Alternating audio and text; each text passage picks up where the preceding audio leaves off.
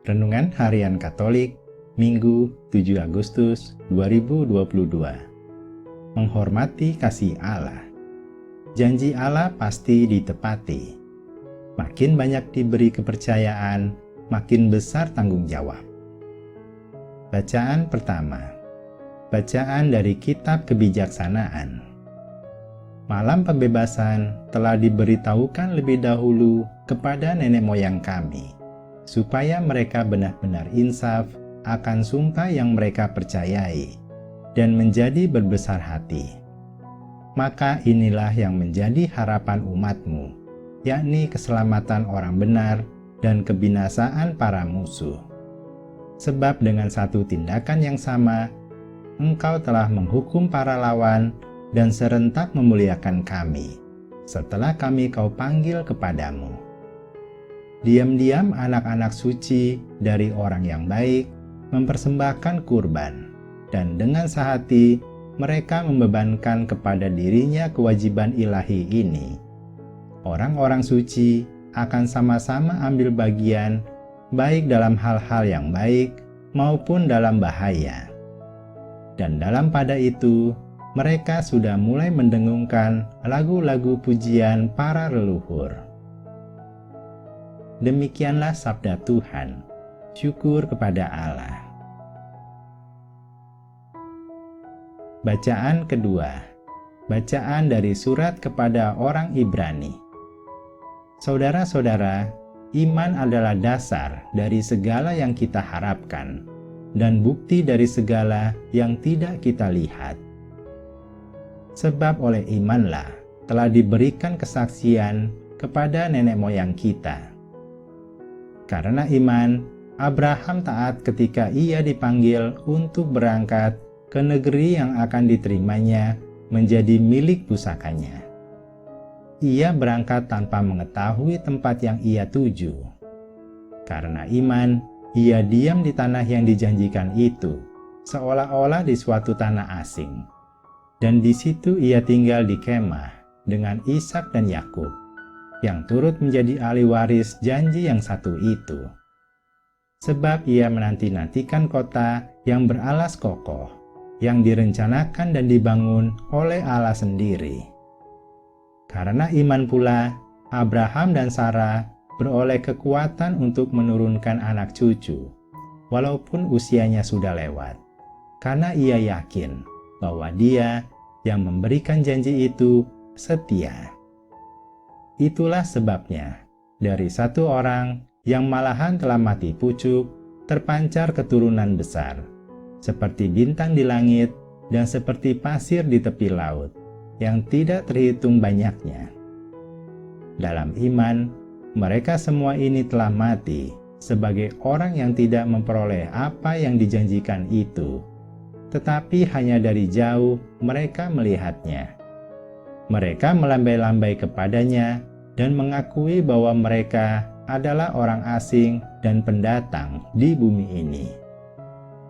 Sebab mereka yang berkata demikian menyatakan bahwa mereka dengan rindu mencari suatu tanah air.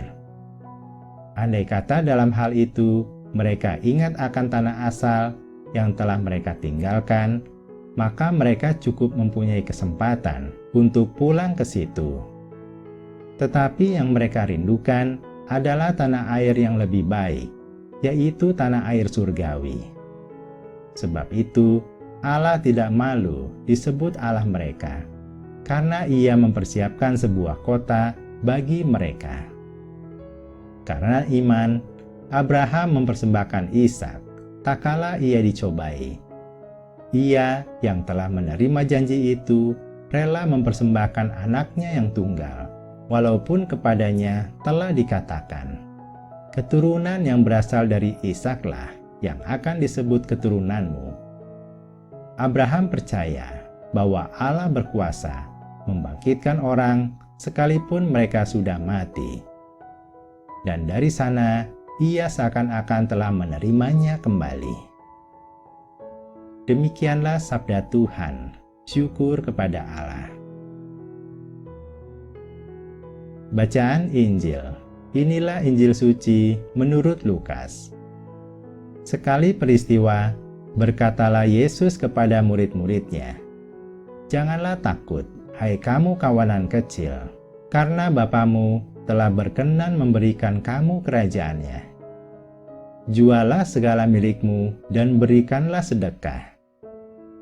Buatlah bagimu pundi-pundi yang tidak dapat menjadi tua, suatu harta di surga yang tidak akan habis, yang tidak dapat didekati pencuri, dan yang tidak dirusak nengat.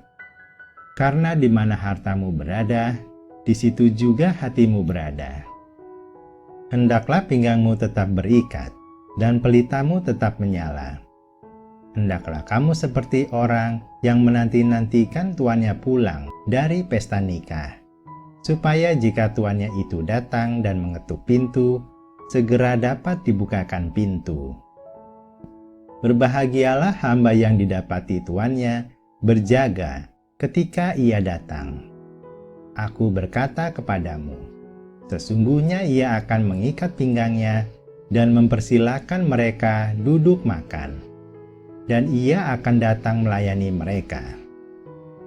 Dan apabila ia datang pada tengah malam atau pada dini hari dan mendapati mereka berlaku demikian, maka berbahagialah hamba itu.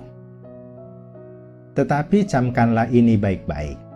Jika tuan rumah tahu pukul berapa pencuri akan datang, ia tidak akan membiarkan rumahnya dibongkar. Hendaklah kamu juga siap sedia, karena Anak Manusia datang pada saat yang tidak kamu sangka-sangka. Petrus bertanya, "Tuhan, kami sajakah yang kau masukkan dengan perumpamaan ini, ataukah juga semua orang?" Jawab Tuhan, "Siapakah pengurus rumah yang setia dan bijaksana yang akan diangkat oleh tuannya menjadi kepala atas semua hambanya untuk membagikan makanan kepada mereka pada waktunya? Berbahagialah hamba yang didapati tuannya sedang melakukan tugasnya ketika tuan itu datang. Aku berkata kepadamu, sungguh, tuan itu akan mengangkat dia menjadi pengawas segala miliknya. Tetapi jika hamba itu jahat dan berkata dalam hatinya, Tuanku tidak datang-datang, lalu ia mulai memukuli hamba-hamba lain, pria maupun wanita, dan makan minum serta mabuk, maka tuan hamba itu akan datang pada hari yang tidak disangkakannya dan pada saat yang tidak diketahuinya. Dan tuan itu akan membunuh dia dan membuat dia senasib dengan orang-orang yang tidak setia.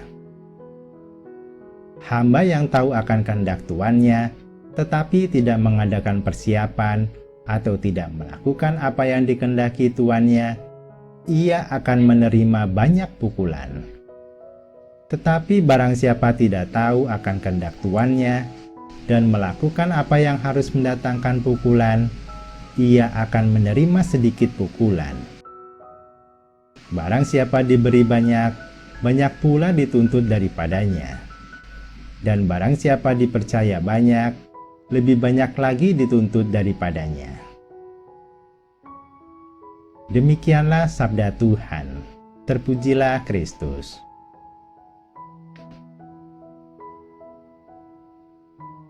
Renungan bacaan pertama. Menghormati kasih Allah. Perjanjian Allah dan nenek moyang. Perjanjian antara Allah dengan nenek moyang harus dihormati. Manusia sering melupakan sumpah mereka kepada Allah. Allah menegaskan kembali untuk membebaskan mereka, menyelamatkan mereka dari tangan musuh. Maka mereka harus insaf akan sumpah mereka dan menjadi berbesar hati.